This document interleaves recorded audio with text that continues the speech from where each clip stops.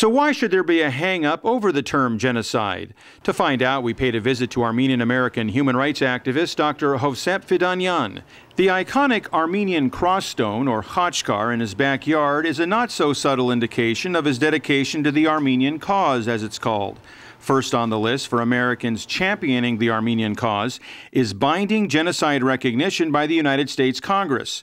But more important, Armenian Americans insist, are recognition, reparations, and restitution by the Republic of Turkey.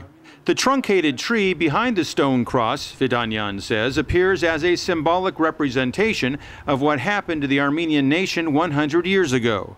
He's gratified that state legislatures, parliaments, and genocide scholars have deemed what happened to the Armenians a century ago as genocide, but he prefers to go right to the source and end the argument once and for all. The man who coined the term genocide was Rafael Lemkin, a Polish Jew, a survivor of the Jewish Holocaust. He created the word genocide to describe what happened to the Armenians, Assyrians, Greeks, and other Christian minorities in the Ottoman Empire in the beginning of the 20th century, and subsequently to his own people, the Jews of Europe, during World War II. Genocide is a new word combining the Greek word genos meaning race or group, with the root of the Latin sidere meaning to kill. Dr. Rafael Lemkin, who is a professor of law at Yale University and specializing in teaching matters about the United Nations. Dr. Lemkin is the man who created the word genocide. Dr. Lemkin, could you give us a little background on how you came to be interested in this genocide? I became interested in genocide because it happened so many times. It happened to the Armenians, and after the Armenians, Hitler took action. Lemkin became the leading force behind the drafting and adoption of the International Convention on the Prevention and Punishment of the Crime of Genocide, adopted unanimously by the United Nations General Assembly in Paris on December 9, 1948. Yes, Lemkin was Jewish, yet the State of Israel has not acknowledged the historical fact of the Armenian genocide due to geopolitical considerations. That in itself is a tragedy. Many Israeli politicians disagree with that policy of denial, but still there is no acknowledgement by the Knesset of Israel, a country made up of survivors and descendants of survivors of the worst genocide in world history. In fact, there is an Israeli PhD candidate at the University of Utah, Tal Buenos, who recently wrote in 2 English-language Turkish newspapers that Israel should never recognize the Armenian genocide because it may, quote, haunt Israel in the future, unquote. Shame on Mr. Buenos for such intellectually bankrupt and twisted logic. Well, on the eve of the 100th anniversary of the Armenian genocide, it's time that the world over, people know what happened and recognize what happened to the Armenian people was a genocide, period. The list of eyewitnesses, intellectuals, political figures, researchers, academicians who acknowledge the veracity of the Armenian genocide is exhaustive and irrefutable.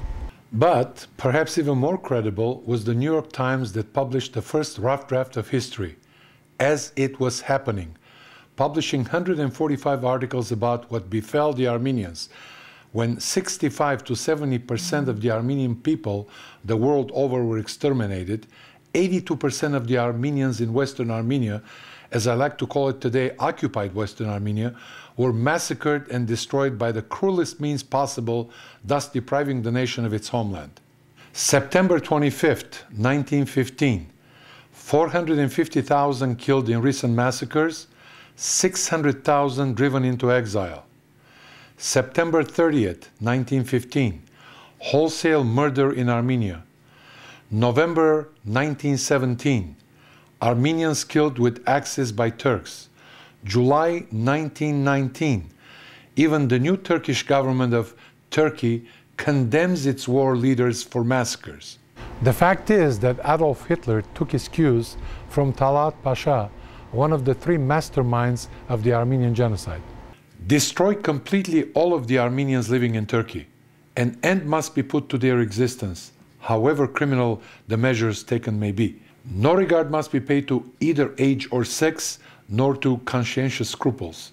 So said the Ottoman Empire's Minister of the Interior, Talaat Pasha. Then you had Hitler, some 23 years later, saying, "I have given orders to my death units to exterminate without mercy or pity men, women, and children belonging to the Polish-speaking race. It is only in this manner that we can acquire the vital territory which we need." After all, who remembers today the extermination of the Armenians? As we approach the 100th anniversary, we need to put the controversy to rest of whether what befell the Armenians was a genocide, and inform the world that on April 24th, 1915, the top 300 Armenian leaders and intellectuals were rounded up in Istanbul, or what was then called Constantinople, and summarily executed. Winston Churchill did not mince words when he used the word Holocaust prior to the coinage of the word genocide. Way before World War II, in the 1920s to be exact, Churchill wrote his classic 5-volume series, The World Crisis, about World War I, from its origins to the long shadow it cast after the so-called Great War ended. In Volume 4, The Aftermath, Churchill wrote, "As for the Turkish atrocities, helpless Armenian men, women, and children together, whole districts blotted out in one administrative holocaust. These were beyond human redress." Anyone with a sense of decency or a modicum of humanity must spread Lemkin's word genocide in its intended context and put this ridiculous debate to rest.